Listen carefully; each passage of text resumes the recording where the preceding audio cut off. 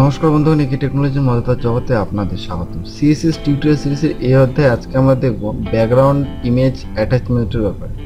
তো সবার প্রথমে আমরা লাস্ট টিউটোরিয়ালের কোডগুলো ডিলিট করে দিই, সেভ করব, পেজটি রিফ্রেশ করে দেখি।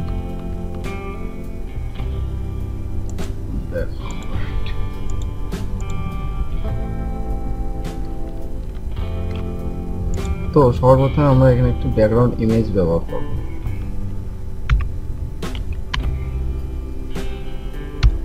ব্যাকগ্রাউন্ড ইউআরএল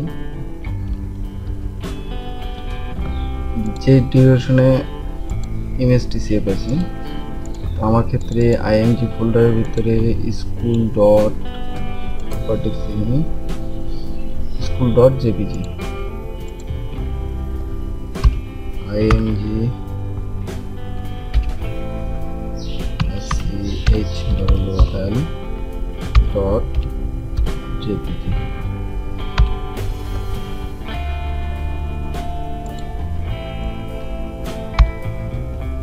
কমপ্লিট সেভ করব, রিফ্রেশ করে সর্বপ্রথমে রিপিটটা কেটে দিই। আমরা রিপিট হচ্ছে তার জন্য লাস্ট টিউটোরিয়ালে আমরা দেখেছিলাম কি করে আমরা রিপিট করাইতে পারি ইমেজকে এবং রিপিট বন্ধ করতে পারি। তো সিম্পলি এখানে নো রিপিট আর দিয়ে দিই টপ সেন্টার,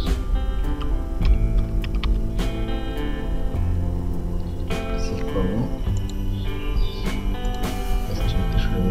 টপে সেন্টারে ইমেজটি চলে আসে।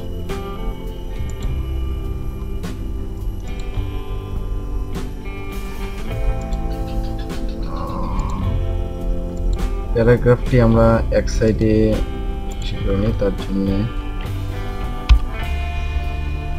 ট্যাগ দিয়ে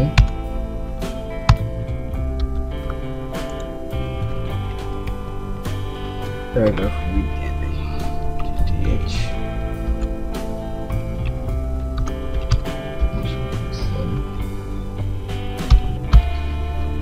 border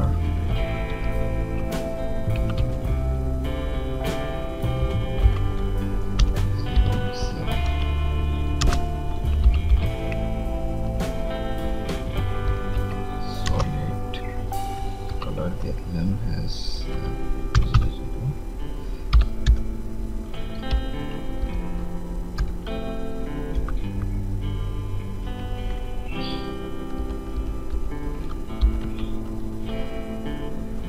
grading height 55 pixel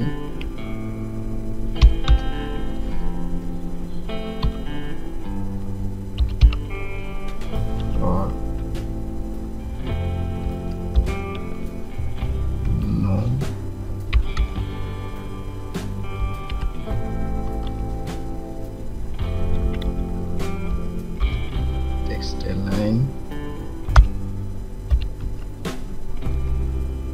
justify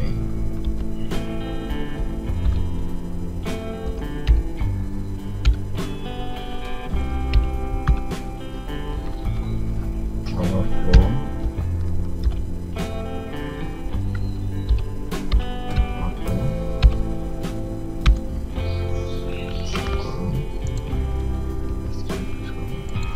এই প্যারাগ্রাফ টাইপকে যেসব প্রপার্টি আমরা ব্যবহার করলাম শুধু আমি প্যারাগ্রাফটি এক সাইডে করার জন্য, যাতে আপনি ইমেজ অ্যাটাচমেন্ট ঠিকঠাক দেখাতে পারি। তো দেখতে পাচ্ছেন এখানে যখন আমি স্ক্রল করছি ইমেজটা উপর দিয়ে চলে যাচ্ছে। তো ঠিক ইমেজটা এখানে যাতে ফিক্স থাকে তার জন্য আমাদের এখানে প্রপার্টি ব্যবহার করতে হবে টপ সেন্টারের পরে ফিক্সড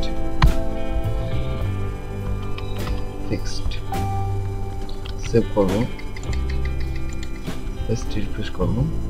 দেখতে পাচ্ছেন প্যারাগ্রাফটা আপ ডাউন হচ্ছে কিন্তু ইমেজ ঠিক সেখানে ফিক্সড হয়ে রয়েছে। ঠিক এইভাবে বাই ডিফল্ট যেটা থাকে স্ক্রল, আমরা স্ক্রলও লিখতে পারি। স্ক্রল সেভ করব, রিফ্রেশ করব, স্ক্রল দেবেন, স্ক্রল হয়ে যাচ্ছে। তো এটা আমরা একটি লাইনে কোডটি শেষ করলাম। তো এটা আপনি এক্সট্রা হিসেবেও লিখতে পারেন। তার জন্য সিম্পলি নেক্সট লাইনে যাব, বডিটাকে ভিতরে লিখবো ব্যাকগ্রাউন্ড অ্যাটাচমেন্ট, ফিক্সডের জন্য সিম্পলি ফিক্সড,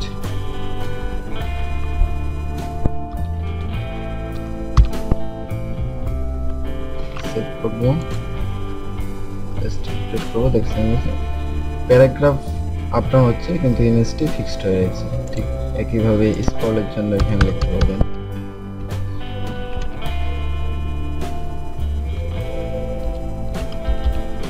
স্ক্রল,